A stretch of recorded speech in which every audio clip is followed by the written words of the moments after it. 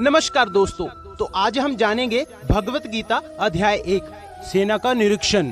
अगर आपने भगवत गीता परिचय या इंट्रोडक्शन का वीडियो नहीं देखा है तो पहले उस वीडियो को देख लें। उसमें आपको ये पता चलेगा कि आखिर में भगवत गीता है क्या। लिंक आपको आई बटन और डिस्क्रिप्शन में मिल जाएगा। तो चलो शुरू करते हैं। भगवत गीता अध्याय 1 सेना का निरीक्षण। इस अध्याय में आपको सीखने को मिलेगा कि ऐसी कौन सी चीज है जो आपको आगे नहीं बढ़ने दे रही। भले ही आप कितने ही ताकतवर हो, भले ही आप में कितनी ही नॉलेज हो, लेकिन एक चीज की वजह से आप सही डिसीजन नहीं ले पाते हो।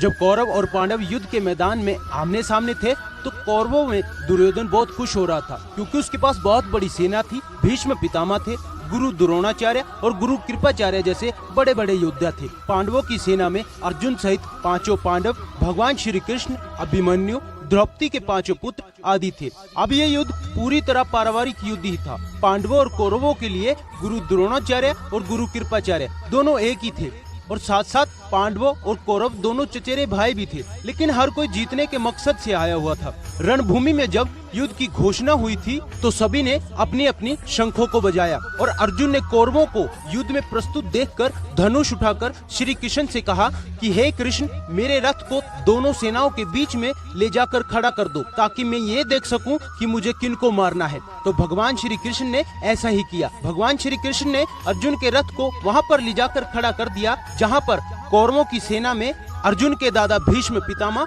और गुरु द्रोणाचार्य खड़े थे, और गुरु द्रोणाचार्य ने ही अर्जुन को तीर चलाना भी सिखाया था। अर्जुन ने युद्ध के मैदान में जिधर भी देखा वहाँ दोनों तरफ सिर्फ परिवार वाले ही नजर आ रहे थे। ये देखकर अर्जुन बहुत दुखी हुए और कृष्ण से बोले कि हे कृष्ण, यहाँ तो हर कोई मेरा सगा संबंधी है। मैं अपने ही लोगों को युद्ध में नहीं मार सकता। मुझे इस राज्य के लिए तो क्या, अगर कोई मुझे तीनों लोक दे तो भी मैं ऐसा युद्ध नहीं कर सकता जिसमें मुझे अपनों को ही मारना हो। इस तरह अर्जुन पूरे दुखी होकर और खुद को कोसते हुए धनुष नीचे गिराकर रथ में वापस जाकर बैठ गए। तो दोस्तों, गीता के पहले अध्याय से हमें ये सीखने को मिलता है कि वास्तविकता सोच से अलग होती है। जब हम किसी बुरी चीज का सामना करते हैं तो हम संयम खो बैठते हैं और घबरा जाते हैं, और घबरा जाने के बाद हम हमारे ही असली रूप को भूल जाते हैं। भले ही अर्जुन युद्ध कला के मास्टर थे, लेकिन युद्ध सिर्फ हथियारों के चलाने जानने से नहीं होता है, उसके लिए इरादे भी चाहिए होते हैं। मैदान में आकर अर्जुन को अपनी ड्यूटी से ज्यादा अपनी फैमिली और गुरु से मोह हो गया था।